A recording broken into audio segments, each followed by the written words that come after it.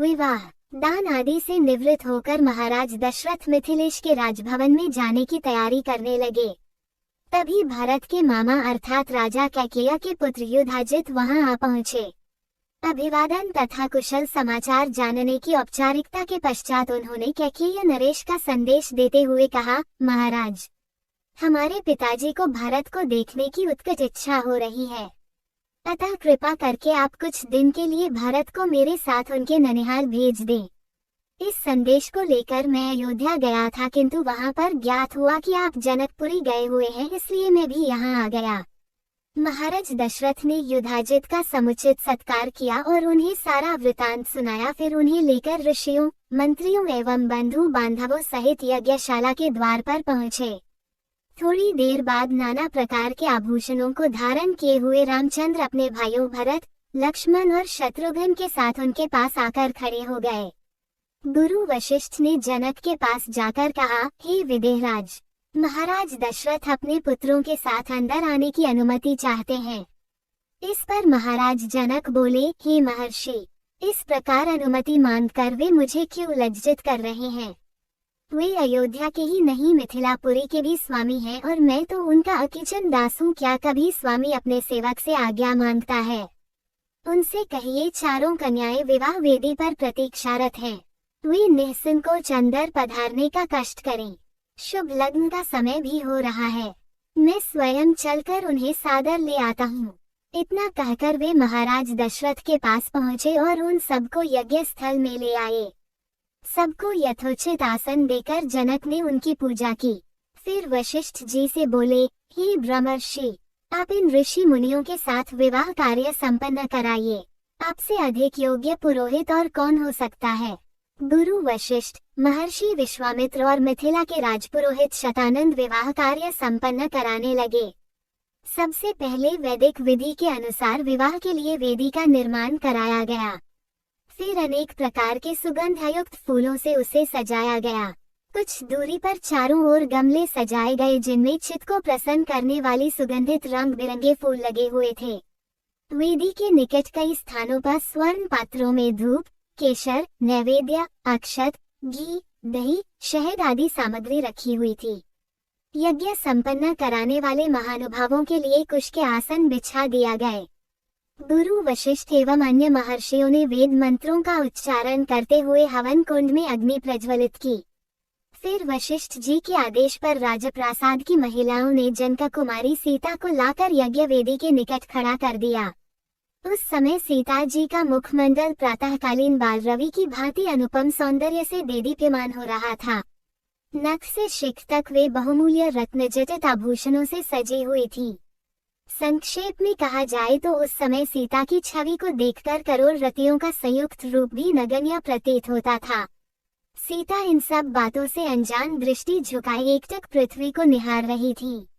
महाराज जनक अपनी लाडली पुत्री सीता को श्री रामचंद्र के निकट खड़ा करके विनीत स्वर में बोले, हे रघुकुल तिलक रामचंद्र, मैं अपनी पुत्री सीता का हाथ आपके सशक्त हाथों में सौंपते हुए ये कामना करता हूँ कि मेरी पुत्री आपकी अर्धांगिनी होकर सदैव छाया की भांति आपका अनुसरण करती रहे।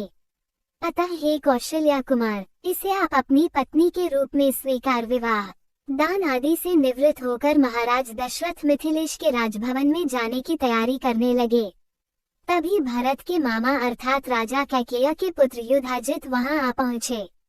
अभिवादन तथा कुशल समाचार जानने की औपचारिकता के पश्चात उन्होंने कैकेयी नरेश का संदेश देते हुए कहा, महाराज, हमारे पिताजी को भारत को देखने की उत्कट इच्छा हो रही है, अतः कृपा करके आप कुछ दिन के लिए भारत को मेरे साथ उनके ननिहाल भेज दें। इस संदेश को लेकर मैं अयोध्या गया था, किंतु वहां पर ज्ञात हुआ कि आप जनकपुरी गए हुए हैं, इसलिए मैं भी यहाँ आ गया। महाराज दशरथ ने युधाजित का समुचित सत्कार किया और उन्हें सारा वृतांत सुनाया। फिर उन्हें लेकर ऋषियों, मंत्रियों एवं बंधु बांधवों सहित यज्ञशाला के द्वार पर पहुँचे। थोड़ी देर बाद नाना प्रकार के आभूषणों को धारण किए हुए रामचंद्र अपने भाइयों भरत, लक्ष्मण और शत्रुघ्न के साथ उनके पास आकर खड़े हो गए। गुरु वशिष्ठ ने जनक के पास जाकर कहा, हे विदेहराज, महाराज दशरथ अपने पुत्रों के साथ अंदर आने की अनुमति चाहते हैं। इस पर महाराज जनक बोले, हे महर्षि, इस प्रकार अनुमति मांगकर वे मुझे क्यों लज्जित कर रहे हैं? वे अयोध्या के ही नहीं मिथिलापुरी के भी स्वामी हैं और मैं तो उनका अकिचन दास हूँ। क्या कभी स्वामी अपने सेवक से आज्ञा मांगता है? उनसे कहिए चारों कन्याएं विवाह वेदी पर प्रतीक्षारत हैं। वे निःसंकोच अंदर पधारने का कष्ट करें। शुभ लग्न का समय भी हो रहा है।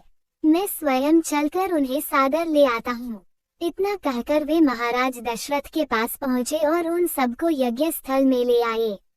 सबको यथोचित आसन देकर जनक ने उनकी पूजा की। फिर वशिष्ठ जी से बोले, हे ब्रह्मर्षि, आप इन ऋषि मुनियों के साथ विवाह कार्य संपन्न कराइए। आपसे अधिक योग्य पुरोहित और कौन हो सकता है?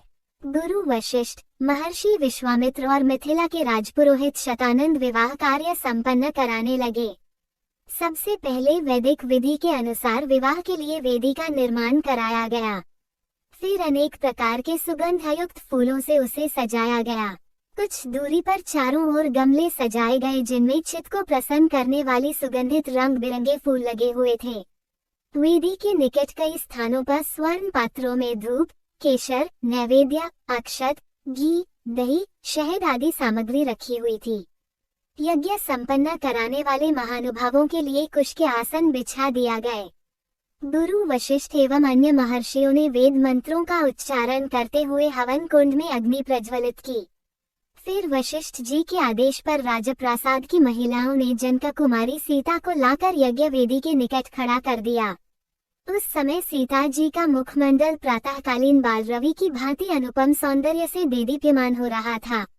नख से शिख तक वे बहुमूल्य रत्न जटित आभूषणों से सजी हुई थी। संक्षेप में कहा जाए तो उस समय सीता की छवि को देखकर करोड़ रतियों का संयुक्त रूप भी नगण्य प्रतीत होता था। सीता इन सब बातों से अनजान दृष्टि झुकाए एकटक पृथ्वी को निहार रही थी। महाराज जनक अपनी लाडली पुत्री सीता को श्री रामचंद्र के निकट खड़ा करके विनीत स्वर में बोले, हे रघुकुल तिलक रामचंद्र, मैं अपनी पुत्री सीता का हाथ आपके सशक्त हाथों में सौंपते हुए ये कामना करता हूँ कि मेरी पुत्री आपकी अर्धांगिनी होकर सदैव छाया की भांति आपका अनुसरण करती रहे। अतः हे कौशल्या कुमार, इसे आप अपनी पत्नी के रूप में स्वीकार कीजिए। आज से यह आपके सुख दैख की संगिनी हुई।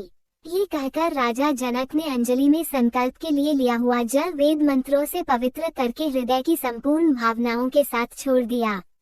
महिलाएं मंगलागान करने लगी। मृदंग, दुंदुभी तथा नाना प्रकार के वाद्य यंत्रों का सुमधुर स्वर चारों ओर गूंजकर इस हर्षपूर्ण घटना की सूचना देने लगा। राम और सीता के विवाह के संपन्न हो जाने के पश्चात लक्ष्मण, भरत और शत्रुघ्न का विवाह उर्मिला, मांडवी और श्रुतकीर्ति के साथ वैदिक विधि विधान से संपन्न कराया गया। राजा जनक अपने नेत्रों में स्नेहपूर्ण अश्रु भरकर बोले, हे अयोध्या के राजकुमारों, आप चारों भाई सूर्यकुल के गौरव, पराक्रमी, धर्मपरायण, तेजस्वी, सौम्य, विद्वान एवं सदाचार के गुणों से मंडित हैं। जनकपुरी के इस राजकुल की हार्दिक कामना है कि उसकी ये चारों कन्याएं गुण, कर्म, स्वभाव से आपके अनुकूल बनकर सब प्रकार से आपकी सुयोग्य अर्धांगिनियां सिद्ध हों। इसके पश्चात वशिष्ठ जी की आज्ञा से चारों राजकुमारों ने अपने अपनी नवविवाहित पत्नियों के साथ अग्नि की प्रदक्षिणा की। विवाह संपन्न होने के पश्चात महाराज दशरथ समस्त मंत्रियों, ऋषि मुनियों और सपत्नीक राजकुमारों के साथ अपने ठहरने के स्थान पर चले गए। जनकपुरी में रात्रि विश्राम करके प्रातःकाल मुनि विश्वामित्र विदा लेकर उत्तराखंड की ओर चले गए। महाराज जनक ने दहेज के रूप में असंख्य दास दासियां, हाथी, घोड़े, गौएं, रत्नजटित आभूषण, वस्त्र, बर्तन आदि नाना प्रकार की वस्तुएं देकर अयोध्यापति दशरथ को विदा किया और उन्हें पहुंचाने के लिए नगर के द्वार तक आए। वे हाथ जोड़कर बड़ी नम्रता के साथ बोले, हे राजन, मुझे सब प्रकार से अपना दास समझकर मुझ पर कृपा बनाए रखिए। मैं एक बार फिर आभारपूर्वक कहना चाहता हूँ कि आपने मेरे कुल के साथ संबंध स्थापित करके मुझे गौरवान्वित किया है। मेरी कन्याएं आपकी आज्ञाकारिणी एवं दोनों कुलों का गौरव बढ़ाने वाली हूँ, यही मेरी मनोकामना है। फिर उन्होंने तथा कुशध्वज ने अश्रुपूर्ण नेत्रों से चारों कन्याओं को आशीर्वाद देते हुए विदा किया।